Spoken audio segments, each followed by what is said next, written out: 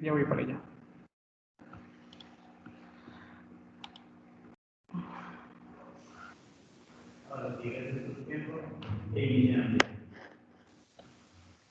No se proyecta el audio chino de su compu. Está sin audio, la verdad. Algo pasó ahí.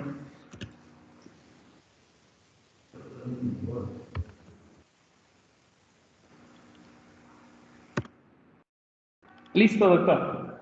De acá podemos empezar. ¿Me confirman, por favor, si se escucha desde acá? ¿No se escucha? Hola. Sí se escucha, Cristian. Buenas tardes. Es que gusto verles por acá. Listo. Bueno, sin más ni menos.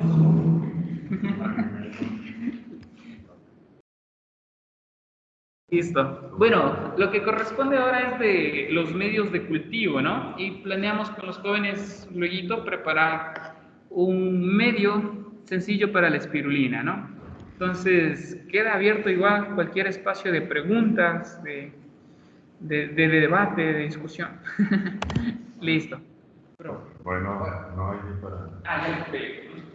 Bueno, muy buenas tardes. Vamos a continuar con la actividad programada relacionada ahora con la producción, elaboración, análisis de diferentes medios de cultivo. Es decir, esto es una línea de investigación que se tiene en los laboratorios para el trabajo de evaluación de estos medios de cultivo comerciales, probar cuáles cepas, dependiendo de las que uno tenga en ese momento de investigación, pueda ser más recomendable para cada una de ellas. Sin embargo, la bibliografía que hay que revisar previamente, ya están estimados diferentes medios de cultivo, que en este caso se le llama selectivo, puesto de que tienen algunos ingredientes que potencian el crecimiento y que le hacen competitivo con respecto a otros microorganismos que puedan en algún momento ingresar a ese medio de cultivo, dependiendo de las condiciones de ese procedimiento. Y en este caso, dentro de los objetivos específicos, estimamos lo primero, identificar las fuentes de carbono. En el caso de carbono inorgánico, como tenemos para los microorganismos autotróficos, generalmente el CO2, bicarbonato también. Para el caso del carbono orgánico ya se refiere a medios de cultivo organotróficos relacionados con ácidos orgánicos, fuentes de carbono como ácidos grasos.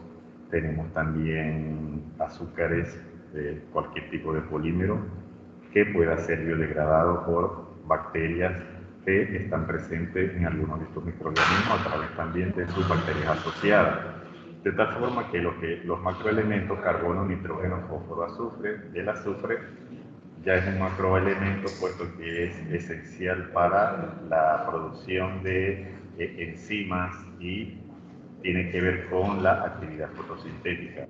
Calcio, magnesio y silicio. El silicio es esencial para las diatomeas, tanto de agua dulce como de agua salada. Por lo tanto, es importante tomar en cuenta este elemento. Y obviamente todos los oligoelementos necesarios. Nos vamos a dar cuenta que las diatomeas como grupos, que pueden ser marinas y de agua dulce, casualmente ayer en varias muestras de agua dulce hemos visto una diversidad de diatomeas muy importante. Ellas también requieren de silicio, puesto que la pared celular de sus frústulos contienen además silicatos. Y eso le da también mucha importancia. Importancia también en biotecnología. También es bueno ver los diferentes tipos de medio de cultivo según el tipo de organismo con el cual vamos a trabajar. Y también hay que seguir trabajando o estudiando o analizando modificación de medios de cultivo en función de los organismos que estamos utilizando para alguna aplicación. Por ejemplo, los laboratorios que requieren producir biomasa de fitoplancton como alimento vivo para las primeras fases en acuicultura, por ejemplo en a nivel larvario, se han hecho muchos estudios en donde van alternando las diferentes concentraciones de una fuente, por ejemplo, de magnesio, de calcio, de fosfato, e ir viendo cómo aumenta la productividad en función de ingresos de una concentración mayor o menor de cada uno de esos elementos. Es decir, las investigaciones a nivel de empresas que trabajan con medios de cultivo mantienen estas líneas que generan también derivados o modificaciones de medios de cultivos referentes. Y tenemos entonces lo que son los cultivos comerciales, los que nosotros compramos, los que nos dan garantía, porque ya realmente vamos a tenerlo como de una manera permanente cuando se nos agotan nuestros medios de cultivo e ir comprando. Para proyectos de investigación también se requieren medios de cultivo, ya que están estandarizados en el caso de los comerciales.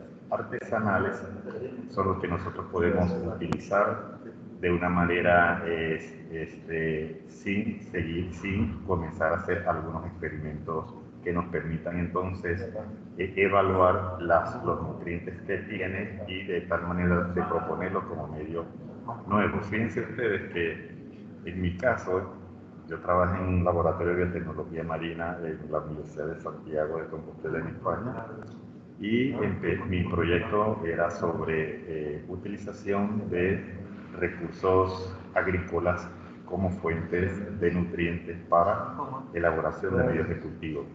Trabajamos a nivel de una diatomea utilizada comercialmente en agricultura que se llama Pheodactylos tricornutus, una diatomea pennada. Y bueno, ya luego les voy a comentar que el trabajo consistió en tratar de identificar o hacer una prospección de un medio de cultivo natural.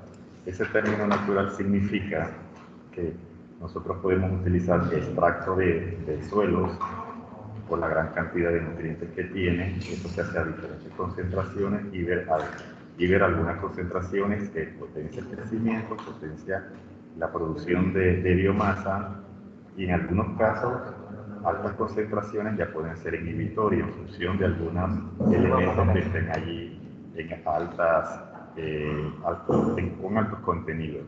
Entonces, dentro de esos medios de cultivo naturales están residuales agrícolas, agua de mar, extracto de suelos, incluso tenemos también tubérculos. En mi caso, al final, todos los medios de cultivo propuestos a partir de recursos agrícolas, fíjense que el que mayor tuvo realmente cumplió con toda la normativa para proponerse como medio de cultivo ha sido la fracción soluble de papa germinada, en virtud de que en el proceso de germinación se disparan todas las enzimas necesarias para que la papa, como en este momento como semillas, comience a generar los brotes y comience el proceso de desarrollo de la planta en sí. Así que esto se utilizó sobre esta diatomea utilizada en acuicultura, se le hicieron análisis de ácidos grasos insaturados, el perfil de aminoácidos y la concentración de pigmentos también.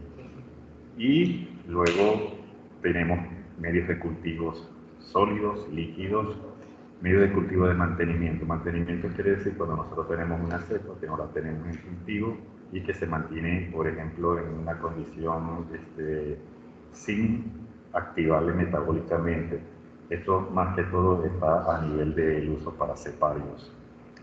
Diferencia de los orgánicos cuando contienen sustancias, ¿verdad?, carbonadas, por ejemplo, en el caso de ya a partir del grupo del acetato o alguna azúcar, ya la consideramos compuesto orgánico. Y los inorgánicos, todos los fertilizantes que nosotros podemos utilizar como medio de cultivo, los fertilizantes artificiales, corresponden también a todos son inorgánicos. Y tenemos también medios de cultivo convencionales y alternativos. Lo que nos interesa a nosotros aquí son los que potencien el crecimiento sostenido de los microorganismos, tomando en cuenta que cada uno de estos organismos dispara un crecimiento de acuerdo a una curva, ¿verdad? Que todos sabemos que se inocula el medio de cultivo, se le agrega el microorganismo, luego comienza a generarse, puede pasar una fase de logarítmica de adaptación, una fase exponencial, donde el crecimiento cada 24 horas tiene la tendencia a duplicarse o a triplicarse, hasta fase estacionaria y fase de decaimiento. Esto se ve en los cultivos discontinuos, donde se le sola vez al inicio del cultivo los nutrientes. Ya los sistemas de cultivo semicontinuos pueden ser cosechados cada día, pero adicionándole y reponiéndolo de medio de cultivos frescos, digámoslo así, por primera vez. Entonces los sistemas de cultivo también corresponden a variables independientes al momento de desarrollar este proceso que contribuyen a mejorar la producción de biomasa de todos estos organismos. Y recordemos que el aislamiento y cultivo de cianobacterias diazotróficas, que ya sabemos que corresponde a una condición de todas aquellas capaces de fijar nitrógeno del aire. Entonces es una condición selectiva, en el sentido de que no se le adiciona fuente de nitrógeno de tal manera que no va a haber competencia por otros organismos que sean capaces de limitar el uso de nitrógeno por parte de estas cianobacterias, de tal manera que generalmente las que tienen heterocitos son las que contribuyen a este proceso de fijación del nitrógeno para generar los primeros aminoácidos y luego producción de proteínas. No obstante, hay algunas cianobacterias que no poseen heterocitos y se ha demostrado que son capaces de fijar a través de otras especializadas. Y bueno, es importante también que hay medios de cultivo que nos permitan hacer un aislamiento, y esos son medios de cultivo selectivos, es como hacemos con las bacterias. En el caso de las bacterias, podemos tener, si son para bacterias de origen clínico o bacterias de origen agropecuario o de medicina veterinaria o de diferentes áreas de investigación, entonces vamos a tener medios de cultivo que nos permiten a nosotros inducir el crecimiento de algún organismo que queramos observar o que queramos que se desarrolle bajo las condiciones estimadas en los diseños experimentales. La siguiente. Vean ustedes aquí, entonces tenemos una clasificación dependiendo de su consistencia, en si son líquidos, sólidos o semisólidos, que esto lo aprendemos en microbiología y es básico en todas las carreras del área que tienen que ver con la microbiología. Entonces tenemos cultivos líquidos, por en el caso de las microalgas, pero también las podemos tener en cultivos sólidos, es decir, en cajas Petri. Y ahí se mantienen y podemos preservarlas, y en el momento que puedan ser utilizadas para cultivos líquidos, lo que hacemos es una transferencia del medio sólido al medio líquido. Y ahí va a haber una etapa, un periodo de adaptación para que ella comience de nuevo a crecer en medio donde el agua sea realmente el sustrato, digámoslo así, especial. Y los diferenciales es dependiendo, algunos donde se utiliza cuando hay, bueno, realmente las exoenzimas son las que nos indican a nosotros que cuando hay cambio de una coloración es porque los sustratos han sido utilizados por estas enzimas y nos permiten a nosotros, a través de la variabilidad de la coloración por modificación de estos compuestos, de estos sustratos, nos permiten deducir, bueno, este es positivo, uriasa positivo, este es fosfatasa positivo por estos tipos de medios diferenciales. Entonces, aquí tenemos sobre un poco más, ¿no? Sobre los líquidos, sólidos y semisólidos también, según su composición. Entonces, hay unos diferentes tipos de clasificaciones. Esta parte es decir, el trabajo con microbiología, la base microbiológica, los métodos microbiológicos son los que nosotros tenemos que mantener dentro de la organización y desempeño y actividad con respecto a las microalgas. De eso se trata. Fíjense que esto lo vimos ayer, ¿no? Pero el lunes, ¿verdad? La importancia de esta columna de Vinagrosky es que en función de los gradientes que se forman allí, podemos ver ustedes a la derecha los diferentes tipos de poblaciones o comunidades que se van zonificando en función de los gradientes de oxígeno, incluso de CO2, gradiente de grupos de azufre y de otros compuestos que están en ese microsistema, que podría ser un microecosistema. Y esa zonificación por comunidades nos permite nosotros también hacer los primeros procesos de aislamiento, es decir, la zonificación donde están las cianobacterias y algas es porque esa zona corresponde a la más aireada, que tiene aire, tiene CO2, tiene oxígeno y otros elementos como nitrógeno. Entonces allí podemos nosotros ya comenzar a iniciar las fases de cumplimiento para el aislamiento de las mismas. Y así a medida que nosotros bajamos, pasamos a zona anaeróbica, incluso ahí vamos a ver bacterias fotosintéticas anaeróbicas, como hemos visto en algunos casos de las clases pasadas.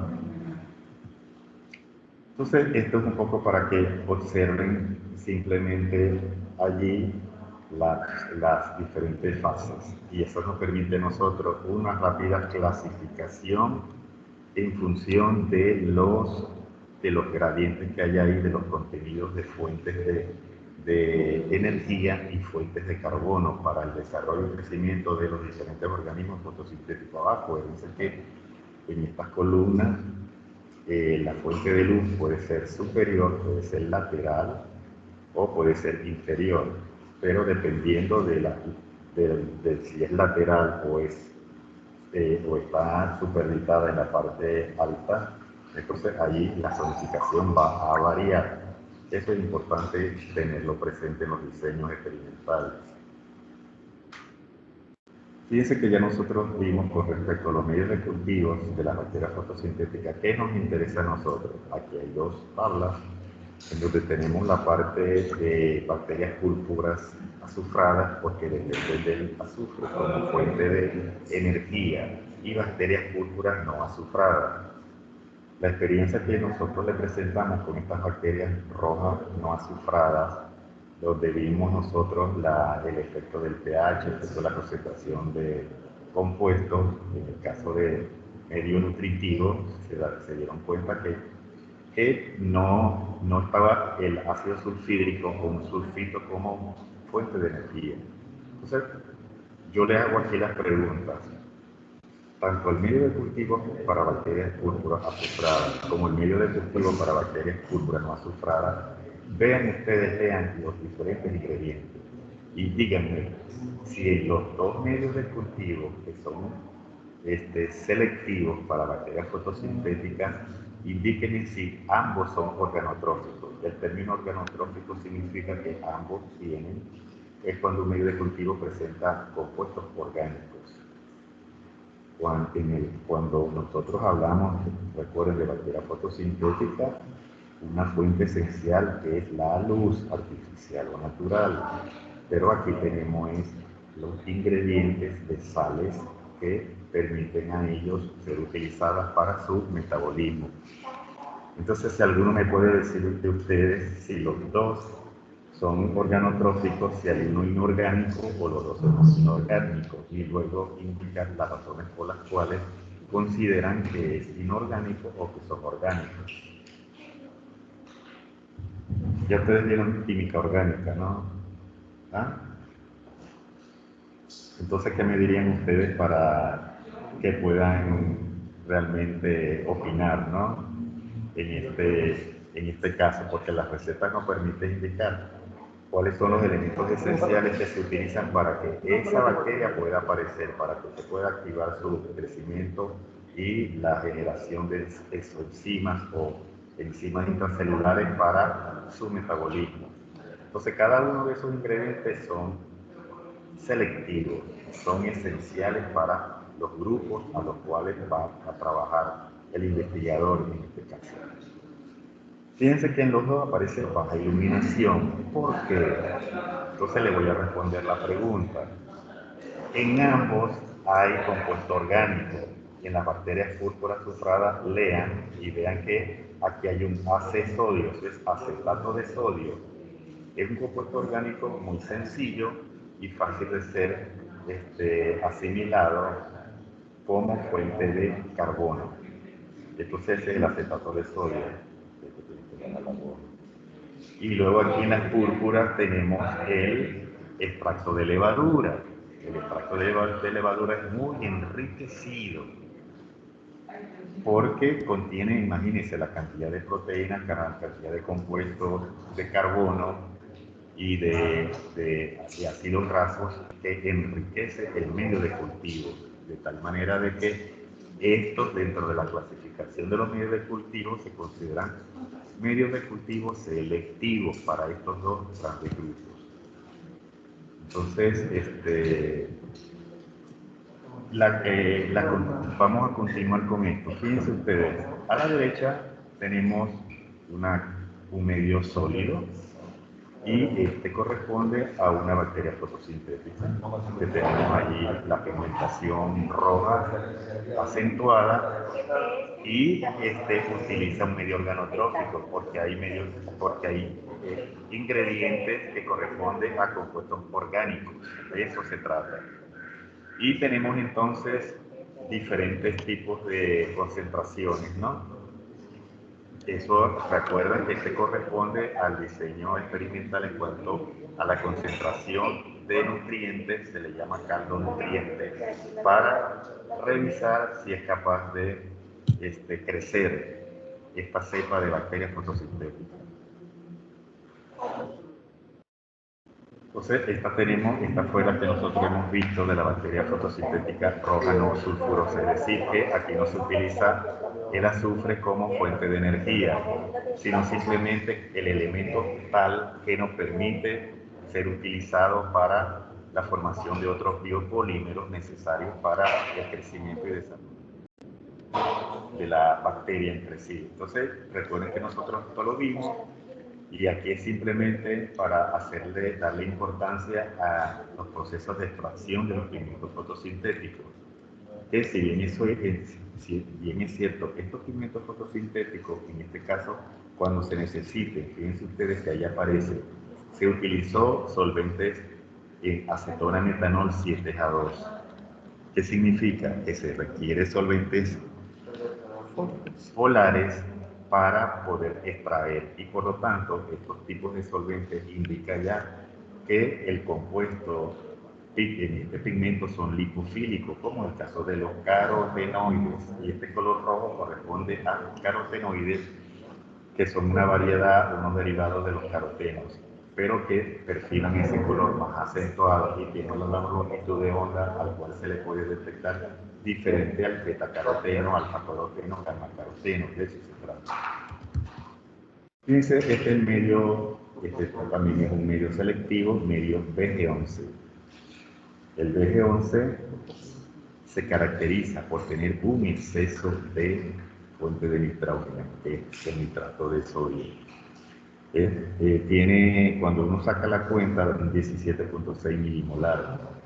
Esa concentración de nitrógeno es superflua, si lo podemos decir así, es porque está por encima de la concentración media que requieren para el caso de las microalgas, para el caso de cianobacterias. ¿Qué significa? Los muestreos que nosotros hicimos hace 2 días, Sí, 2 días. 2 días, ahí hemos visto unas cuantas cianobacterias. ¿Qué significa? Que nos hace falta tomar en consideración los ingredientes que forman parte de este medio de cultivo, como es el BG11, para hacer crecer a esta cianobacteria. Pero si hemos visto también cianobacterias fijadoras de nitrógeno, ya allí se les reduce casi al máximo la adición del nitrato. El nitrato, que es la fuente de nitrógeno, porque lo que se hace es obligar al microorganismo fijador de nitrógeno a que utilice solamente el oxígeno que se le provea en el medio donde está siendo cultivado, haciéndole monitoreo a su crecimiento, que es generalmente las mismas aguas de donde proceden o nosotros también le adicionamos en el medio acuoso que corresponde a la adición de todo y la mezcla de todos los demás elementos que nosotros vemos aquí, como carbonato de sodio, sulfato de magnesio, cloruro de calcio, fosfato ácido de potasio. Fíjense, tiene ácido cítrico, que es un compuesto orgánico, y citrato, pero estos dos actúan como un buffer que permite el mantenimiento del pH. Y el etilenglicitetracetato es un coordinador, es decir, permite mantener solubilizados los elementos y que no sean precipitados. Entonces, el etilenglicetacetato, el delta, es muy importante para que se mantengan helados con este compuesto y que permita ser utilizado con las microalgas que están en ese momento presentes en ese medio líquido, que a través de la aireación, esa turbulencia hace de que realmente haya acceso a los nutrientes. Este sería el sarro. Otro medio de cultivo que se requiere para espirulina. Lo único que tenemos aquí es el bicarbonato de sodio que se requiere. Entonces, también ahorita estamos, es decir, con medios de cultivo selectivos. Perfecto, y una duda. Los primeros desde arriba se los prepara normalmente, ¿no? Se los mide directamente, un cálculo si se necesita 10 litros, se multiplica por Sí, el gramos por volumen. litro. Es decir, yo peso en este caso 18 gramos. Exacto, Sí, para un litro, ¿no? Sí. Ya. Pero en este caso de acá abajo, necesitamos preparar una solución tipo stock aparte. Sí, esto es muy importante la pregunta. Resulta que los microelementos, porque como precipitan al autoclavarse la solución, la mezcla, entonces es necesario que el proceso de autoclavado sea separado. Entonces vamos a tener dos grupos, los macroelementos mezclados en un envase y los microelementos en otro envase. Al momento de empezar un cultivo, el inicio de un experimento, lo que hacemos es tomar un volumen adecuado que represente a esa cantidad de microelementos que hay ahí. Y aquí entonces se hace referencia o se recomienda utilizar de ese stock 1 mililitro por cada litro de medio de cultivo que nosotros necesitemos para algunas de estas cianobacterias. Perfecto. Aquí tenemos entonces el medio eulena, en el cual aparecen entonces, fíjense ustedes, la eulena es un organismo mixotrófico que requiere de compuestos orgánicos. Y miren ustedes lo enriquecido que es este medio. Tiene ácido acético, a través derivado acetato de sodio, extracto de carne, que más un extracto de carne, muchas proteínas, las fuentes de aminoácidos que están ahí. Pactocristona también, otro medio que se utiliza para bacterias, y además extracto de levadura, es decir, es exagerado la fuente de compuestos orgánicos que se tiene. ¿Por qué? Porque las eulenas son indicadores de efluentes con alta carga de materia orgánica y se necesita un medio de cultivo que simule la cantidad de nutrientes que requiere eulena para su crecimiento. Y tenemos nada más como compuesto inorgánico el cloruro de calcio, fíjense allí, y agua simplemente como un medio de cultivo. Este extracto de levadura es diferente a la levadura en sí misma, ¿no? ¿O es...? Sí, este extracto de levadura es se vende comercialmente. Ya. Es simplemente una homogenización de levadura, pero que uno también lo puede hacer. Ya, pero en este caso esta no se activaría, ¿no? No, porque uno lo ve al microscopio, es simplemente la harina. Ah, ya, perfecto. Está pulverizada. Muy bien. Como 10 minutos. ¿Y además? 10 minutos vamos a tener. No hay problema. Ahora fíjense ustedes aquí. Esto que está aquí, fíjense, modificación de la transferencia de nutrientes.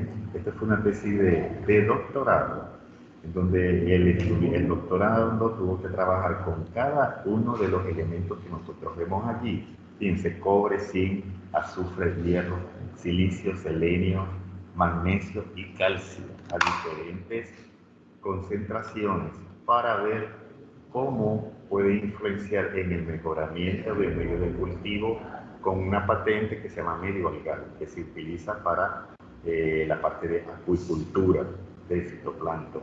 De tal manera que las empresas que tienen estos medios de cultivos comerciales siguen trabajando, siguen investigando para las mejoras y el mayor provecho de los mismos. Entonces, son trabajos complejos porque se requieren de mucha dedicación y por cada adición elevada a diferentes concentraciones de cada elemento tienen resultados y luego comparan. Y al final, a través de un software, les da realmente la combinación adecuada para esa microalga. Y si se requiere para producir, por ejemplo, ácidos grasos poliinsaturados omega 3, entonces ya se tiene un cultivo selectivo, alguna concentración determinada de cada uno de estos elementos. Así que son investigaciones permanentes en este sentido. Entonces, este es el medio que ya hemos visto. Ya te voy a decir por qué.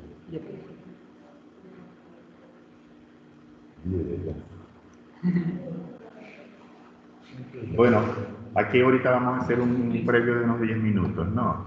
Para que estén también cómodos. Vean, esto es importante, ¿no? Ambientes naturales para la bioprospección de microorganismos. ¿Qué es dónde podemos nosotros hacer si estamos en esta área de nuestra provincia aquí de Zamora Chinchipe, supongamos en cuanto a humedales, ríos, lagos, pozos de agua, lagunas, de repente hay ambientes termófilos, sí, suelos inundados, superficies rocosas, paredes, lechos de tuberías alcantarillados, correntías, aguas residuales urbanas, agropecuarias, que debemos de tener también aquí, caseras. Entonces, estos son realmente hábitats, son naturales, las generadas por nuestras actividades, que nos ayudan a hacer observaciones, a tomar muestras y que generalmente cuando conseguimos o encontramos microorganismos que representan, están adaptados en estas fuentes de nutrientes para ellos, nos indica de que es bueno evaluarlo a fin de determinar su participación para, si es que queremos que haya una cierta bioremediación en cuanto a la reducción de contaminantes para el caso de excesiva materia orgánica, como la demanda biológica de oxígeno, o por ejemplo si queremos que se haga disponible una hidrólisis de los diferentes polímeros que están en efluentes de, por ejemplo, de industrias lácteas, o supongamos, más que todo, estas fábricas por ejemplo, queserías, otro tipo de fábricas agroalimentarias, de eso se trata. Entonces, esto es muy importante, tener cuáles son los ambientes, cuáles son los efluentes, cuáles son los productos que nosotros podemos tener a la mano haciendo alguna visita de campo y totalmente a través de muestreo, poderlos nosotros para el laboratorio, incluso análisis físico-químico para ver el porcentaje de materia orgánica requerida. Eso es muy importante. Para trabajar en función de lograr de que alguno de estos compuestos, de estos organismos sea aplicable para biotecnología, aplicable para biotecnología ambiental o aplicable para agroindustria también.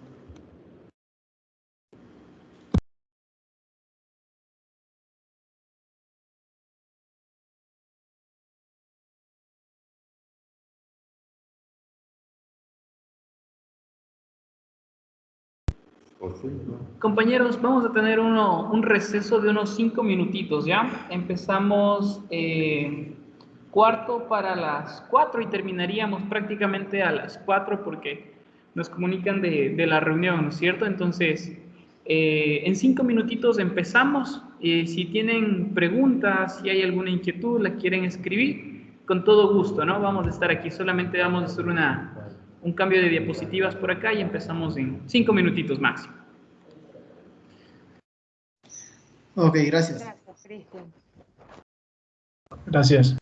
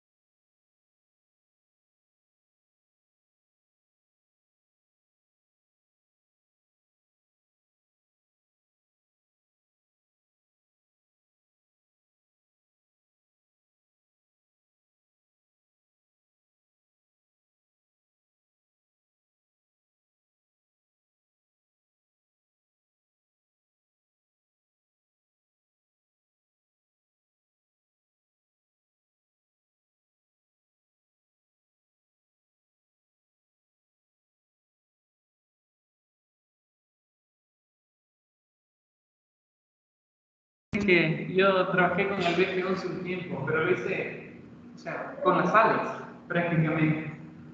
Tuve que armarlo con los kits que le preguntaba. El problema mío era que muchas veces se sedimentaba. Sí, entonces no sabía cómo frenar eso. Porque hay que saber cuál va primero para ir mezclando. Hay que seguir un orden. Un orden de manipulación. Ya, Y todas las áreas hay que sacar ya. porque precipita todo. Entonces, todas las áreas de hierro hay que trabajar por el mapa. Que cargar. Y sí, estamos listos. Sí, sí, sí.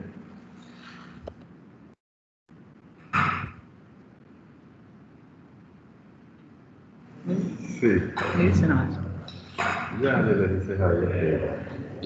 Listo, tuvimos un cruce de diapositivas, estas están mucho más ilustrativas, así que el que se atrasó tiene suerte. Vamos a pasarlo súper rapidita, ¿no? Entonces por acá.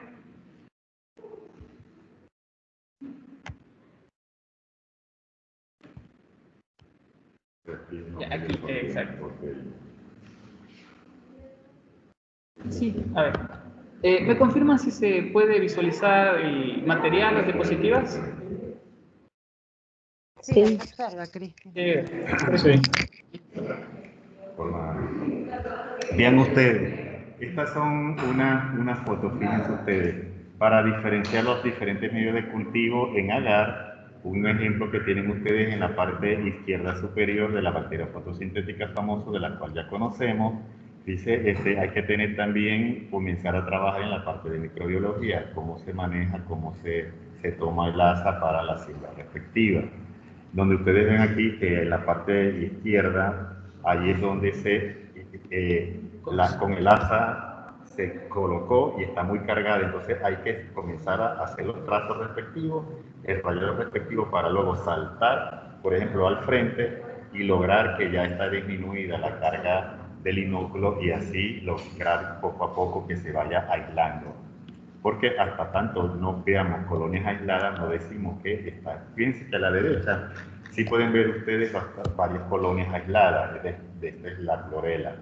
Entonces eso significa que eso se logra obviamente por entrenamiento, pero verán ustedes que esas colonias aisladas nos permiten a nosotros sacarlas y seguir con el proceso de aislamiento de las mismas. Fíjense el nosto que les he colocado a ustedes, que son macrocolonias. Esto hemos logrado aislarla en el laboratorio y cultivarla. Y fíjense cómo estas son unas colonias que ellas por adentro, fíjense la estrategia de ellas, por dentro eso es aire. ¿Por qué ella hace eso? Porque ahí tienen su reserva de nitrógeno, porque es el medio que la fuente que utiliza es el nitrógeno del aire. Incluso llega a subir hasta el otro tope de la caja PET, quiere decir que le tapa. Así que estos son tres tipos de medios sólidos para el grupo de las bacterias fotosintéticas, el grupo de las microalgas y el grupo de las cianobacterias. Y esto en medio líquido, ahí están muy bonitos, se requiere mucho trabajo y los colores dependen del tipo de pigmento requerido. Generalmente son pigmentos carotenoides. En el caso de las cianobacterias son las psicobiliproteínas que son hidrofílicas, es decir, que es más fácil su extracción. Fíjense ustedes aquí en medio de G11. Y aquí ven ustedes allí que es una anabaena, ahí está el heterocisto, para que se lo señale allí. Y significa, fíjense ustedes, ya hay dos heterocitos de esta famosa anabaena que ha quedado completamente aislada y a través de medios sólidos. Medios sólidos que nosotros nos permite es generar colonias. Generalmente las cianobacterias filamentosas generan como una especie de ramificaciones. No es como las unicelulares que generan en sí una colonia redonda o esférica y globosa. Fíjense para el medio arroz, aquí tenemos una representación comercial que se vende con todos sus requerimientos, con todas sus recomendaciones, incluso con un kit de inoculación al medio respectivo. Total que toda la manera de incluso de captar más personas interesadas y que haya dependencia en ese sentido, pero uno igual lo puede preparar de acuerdo al atractivo que uno tenga en el laboratorio. Fíjense que ahí tenemos medio arroz, hay diferentes morfotipos de espirulina, ese es uno y ese es exclusivamente para el aislamiento de espirulina. Luego, fíjense, aquí está el de la eulena. Casualmente ayer vimos en la muestra 17, la de mayor biodiversidad, y que fue admirado por la cantidad de microalgas que tiene. Fíjense ustedes, estas son las famosas eulenas. Ellas se mueven mucho, cambian de forma, son muy mótiles y ese ojito rojo que ustedes ven ahí corresponde al estigma, que es un fotorreceptor de la luz y es un carotenoide que pigmenta de ese color. Así que también es muy importante con la eulena. El asunto que ella es muy fácil de cultivarla, quizás en aguas residuales. Esto lo que ustedes tienen al lado, la receta, ya se darán cuenta que es muy estricta en que le den compuestos orgánicos, como que si fuera bacterias. Y este es el Chloractylon tricornutum famoso, en el cual hice yo mi tesis, ¿no? Que permitió dar buenos resultados, como le había comentado, con este un soluble de papa germinada. Y seguimos entonces. Vimos, ya esto lo vi. Fíjense ustedes aquí con respecto a la extracción de pigmentos. Esta es lectolindia, miran ustedes. Nosotros vemos la lectolindia y no olvide ponerle una foto de lectolindia. Es completamente filamentosa, tiene una vaina mucilaginosa. Mira la belleza de los colores de ficocianina. Entonces, cuando nosotros vemos en el bacteria en cultivo, que se ve verde, y verde oscuro azulado corresponde a la presencia de ficocianina. Miren los colores correspondientes a ficocianina. Y abajo corresponde clorofila, de ese color verde. Así que nos falta también para haber separado los carotenoides, que también los presenta como pigmento accesorio de la fotosíntesis. Una duda aquí. ¿Son diferentes solventes utilizados para la misma? Está bien con los solventes. En el caso de la extracción de clorofila, recordemos que la clorofila son liposolubles. Podemos utilizar diferentes solventes polares. Hay variaciones de los solventes. Por ejemplo, podemos utilizar acetona, metanol 2-EJ1, por ejemplo. Ácido acético, acetona 3-EJ2.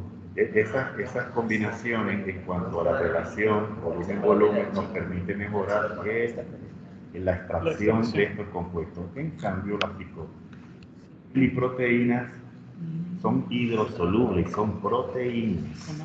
Y esto tiene mucha importancia también en alimentos y en medicina. Interesante. Fíjense, y miren esta foto excepcional con las del vidrio, ¿verdad? Y abajo, como ven ustedes, porque se refiere también, fíjense ustedes, a que se utilizó etanol, acetona, metanol y sedimetilsulfóxido, que es un compuesto muy reconocido porque tiene mayor poder de extracción de compuestos lipofílicos. Y eso es de lo que tenemos que tener presente. Esta Chlorococcus fue aislada de un suelo en la Tacunga que estaba cultivada con chocho, ¿no? Con lupinos. Y fue de una manera, tenemos un medio de cultivo con raíces, las rizóferas, y de repente aparece una gran cantidad de colonias color amarilla, naranja. Pensaba que era una flavobacteria. La que vimos en laboratorio ha sido una microalga que se llama Chlorococcus, que fíjense ustedes, estos colores corresponden a la presencia de astaxantina, que es uno de los mejores carotenoides, y de ahí surge. Y aquí tenemos el clorococo, fíjense ustedes, el color naranja está en medio líquido y en medio sólido. Y vemos que esto es en fase estacionaria, cuando ya realmente se dispara una mayor carotenogénesis para producir la astaxantina, hay acumulación y podemos ver nosotros todas las hojas, perdón, todas las células. También ocurre con Hematococcus, que lo tenemos aquí en Ecuador. Ya hay muchos proyectos que se están haciendo en algunas universidades para producir la astaxantina a partir de aquí en las plantas productoras de trucha se requiere salmonizar a las truchas y a través de la astaxantina, que ya está demostrado que a nivel, por ejemplo en Chile, se utiliza el hematococo como fuente de astaxantina para incrementar mejor el proceso de acumulación de la astaxantina. Así que esto tiene importancia en bioquímica clínica, bioquímica, en este caso, de salud. Bueno, con respecto a los cultivos de microorganismos marinos extremófilos, aquí están los que les había comentado antes, cuáles son los sitios que nosotros podemos visitar, que podemos encontrar en función de lo que queremos en relación a si son cianobacterias, bacterias fotosintéticas o microalgas. Y fíjense ustedes aquí, ¿qué significa? Que ya podemos tener una idea en relación a ambientes extremófiles con respecto a la temperatura. Y todo lo que ustedes ven allí en cada uno de los cuadros serían que ya está demostrado que corresponden a microalgas, cianobacterias o bacterias fotosintéticas que pueden estar presentes en esos sitios a esa temperatura. De eso se trata.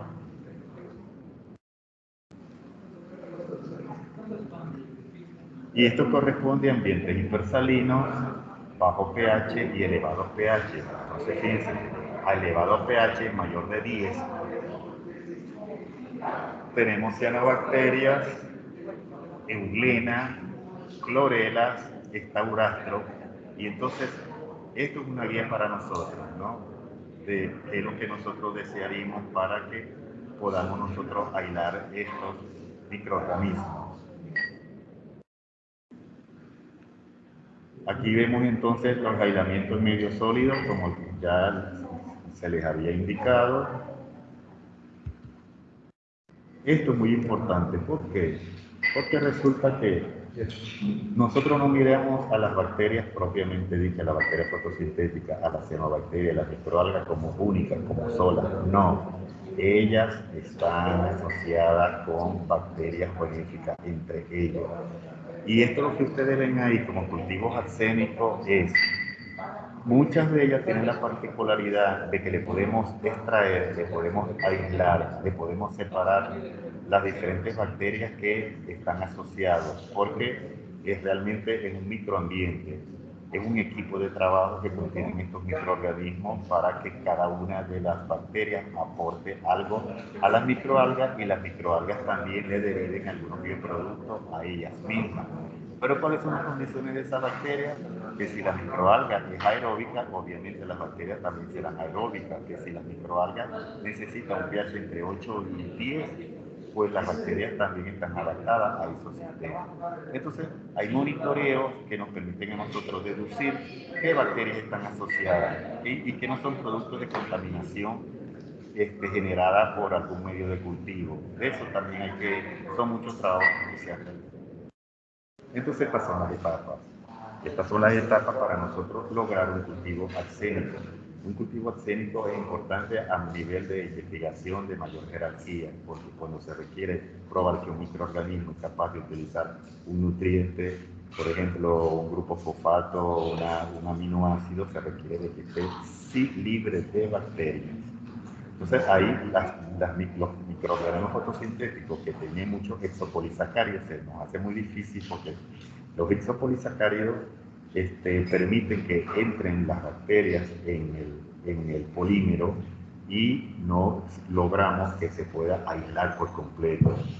Así que muchas de las investigaciones que hay que hacer para estudiar el efecto de un factor, el efecto de un compuesto, o la síntesis o la liberación de alguna exoenzima hidrolítica generalmente, para hacer disponibles los nutrientes se requiere que sea arsénico. En mi caso, se logró la compra de una cepa arsénica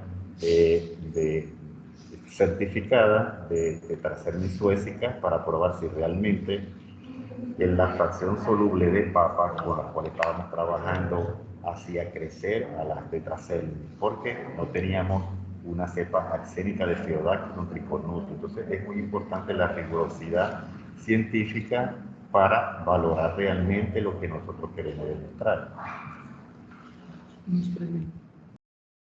Entonces, esta es parte de las, ya esto lo hemos visto como parte de las metodologías sobre la producción de cultivo arsénico. Son metodologías realmente, esto es simplemente, fíjense ustedes, Chlorella soroconix o doctiniana, que es posible que aquí también la podamos tener como parte de los grupos de la Chlorella. Fíjense, todo lo que ustedes ven a la derecha, un control unialgal. El término unialgal es, nosotros podemos tener una Chlorella sola, pero ya tiene su bacteria, eso se llama unialgal. Control sería un control arsénico sin ninguna bacteria. Y las demás, ustedes ven los nombres de esas bacterias, son las que le logramos aislar. Y de allí salió estos resultados excelentes. Ahí se puede determinar cuáles son de las bacterias que permiten mejorar más el crecimiento en este caso de clorela. Entonces, estos son trabajos microbiológicos que hay que seguirlos haciendo, porque le restamos importancia a los acompañantes que le ayudan al proceso. Y esto que ven ustedes aquí corresponde a quién hace crecer más a la clorela en función de la combinación entre una clorela con la misma cepa de clorela y alguno de los subacompañantes. Entonces, este trabajo ha sido publicado y de verdad que es importante este modelo de trabajo. Allí ustedes ven la combinación y nos permite deducir para que veamos nosotros los diferentes medios de cultivo a nivel de los laboratorios, que todas las consideraciones del caso que hay que tener. Entonces, muy buenas tardes.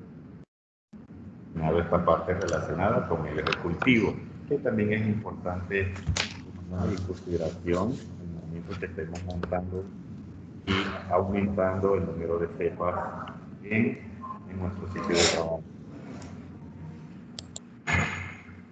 Bueno, compañeros, muchas gracias por su atención.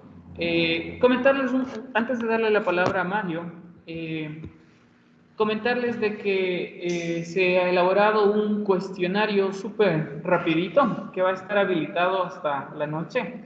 Simplemente una manera de autoevaluación, ¿no? No es que vamos a hacer con esos resultados algo, sino que queremos ver cómo se han desempeñado, qué conceptos han quedado claros y también tener una retroalimentación también para nosotros, para saber en qué aspectos se podrían ir mejorando, ¿no? Ir puntualizando de pronto un poquito más. Eso simplemente comentarles de que está en el chat del Teams y lo pueden ir desarrollando hasta la noche, ¿sí? Va a quedar abierto hasta las 11:59. Bueno, de esta manera les agradecemos por su tiempo, por su paciencia también, y a los jóvenes también que nos están colaborando acá, muy agradecidos con cada uno de ellos por haber compartido estos espacios. Mario, ahora sí te damos la palabra, Mario.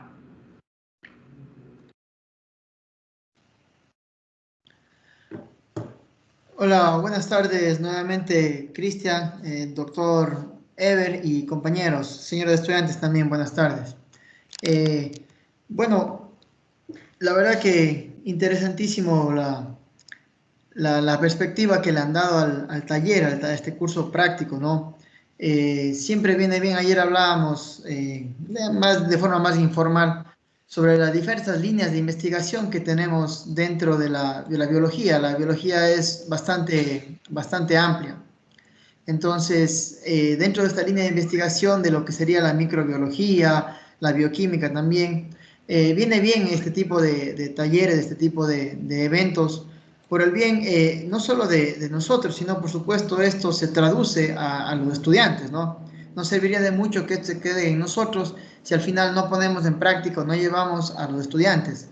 Entonces, nuevamente agradecerle, doctor Ever, por su tiempo, por su esfuerzo. Entendemos que para venir desde Manta acá es prácticamente cruzar el país desde costa norte a Amazonía sur, pero bueno, eso demuestra que más bien las universidades fraternas o colegas fraternos como usted, pues lo que hacen es ayudarnos y extender la mano como para todos nosotros, ¿no? Sabemos que cada uno, de este aporte es muy servicial para cada uno de nosotros. De parte también del doctor Romero, que entiendo está por conectarse, me había dicho que esperemos un momentito, pero me pidió que por favor le agradezca a nombre de él, de las autoridades también de la universidad y por supuesto, como hablamos ayer, que esto sea solo el inicio de un montón de otras actividades, de proyectos, de investigaciones que se puedan plasmar en un futuro cercano, no en futuro lejano, sino en un futuro cercano. Gracias por su tiempo, doctor, gracias por estar acá con nosotros. Y como usted sabe, pues las puertas quedan abiertas para usted y para cualquier colega que quiera coordinar este tipo de actividades.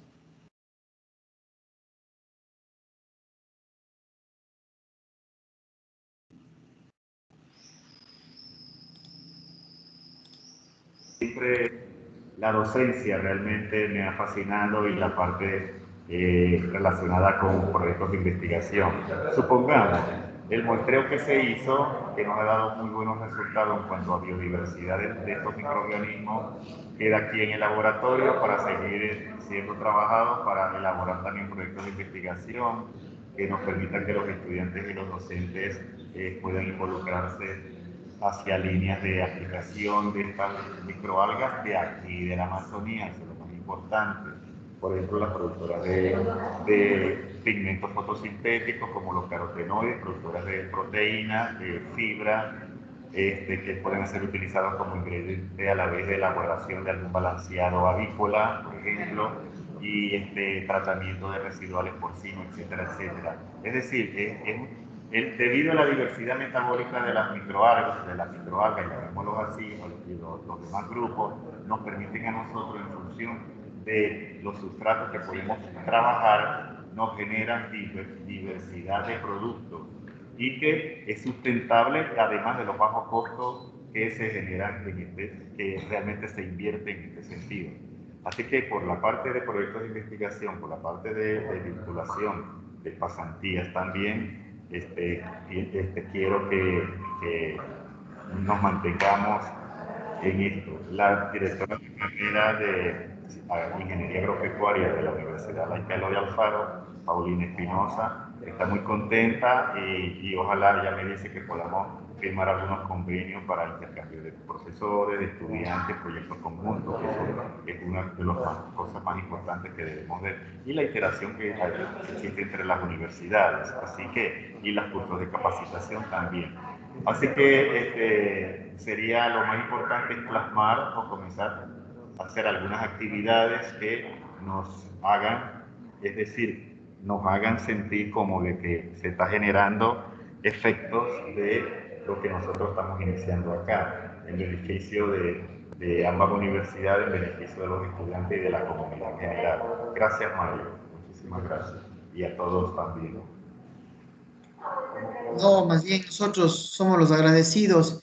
Cristian, no sé, alguna otra idea que ahora mismo se te ocurre como oportunidad de convenio, sería bueno que se toquen también con el doctor para obviamente desde coordinación de carrera, desde el decanato y cómo no, desde la universidad apoyar también este tipo de iniciativas.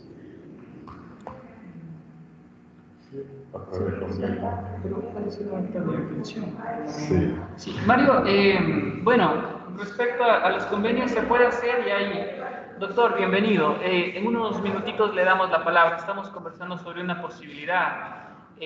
Se podría gestionar algún convenio a largo plazo, ¿no? Pero de pronto lo que se puede hacer ahora es un acercamiento a través de una carta de intención, ¿no es cierto? En la que podemos decir por parte de las dos universidades o por parte de la facultad donde colabora el doctor, con nuestra facultad acá, con nuestra sede, un acercamiento para, de manera general, ¿no? Lo que conversábamos ayer, de pronto visitas de campo allá a la ciudad de Manta, de pronto los chicos también en algún momento, cuando ya se vaya reanudando las actividades, puedan también ellos venir acá a manera de un intercambio de experiencias, a manera de un intercambio de conocimientos también, ¿no? Entonces, podríamos, no sé si, doctor, hay algún formato en base a eso, una carta de intención, podríamos por lo menos empezar con eso y luego a largo plazo plantear la opción del convenio, ¿no? Eso, doctor, y con eso terminaríamos con sus palabras para la clausura. Sí, buenas tardes, doctor Eber, buenas tardes, compañeros docentes. Sí, justamente nosotros lo que podemos ver en el marco legal, hacer un convenio específico entre las dos instituciones que tranquilamente no tuviera inconveniente, y ahí justamente poner los motivos justamente de ese convenio específico, y eso fluiría de mejor manera, más aún cuando hay la buena intención por parte del doctor Eber y de la institución a la que pertenece, y lógicamente la nuestra igual. No hay ningún inconveniente en ese convenio específico. Eso fluiría lo más pronto posible, y nos fortaleceríamos, digamos, las dos instituciones, doctor Eber.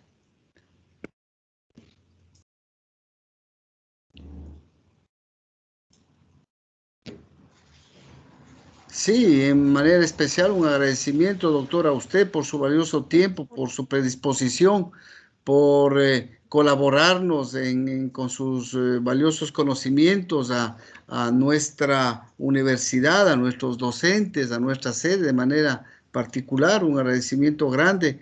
Gracias. Yo pienso que este es el primer paso, es el primer contacto, es el primer trabajo, y de aquí yo considero de que vendrán muchos más. Gracias por su oportunidad, por su dedicación.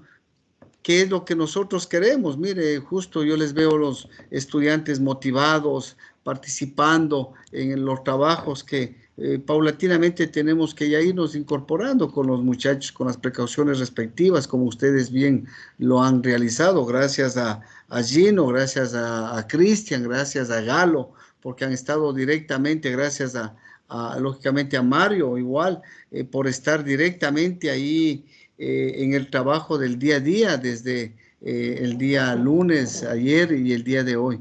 Un agradecimiento grande al doctor Eber, y pienso que este rato estrechamos un lazo de amistad, de compañerismo, de confraternidad para futuros trabajos de cooperación. Gracias infinitas, doctor, por su colaboración. Muy amable. Muchas gracias. Saludos a todos. Así haremos. Listo, doctor. Entonces,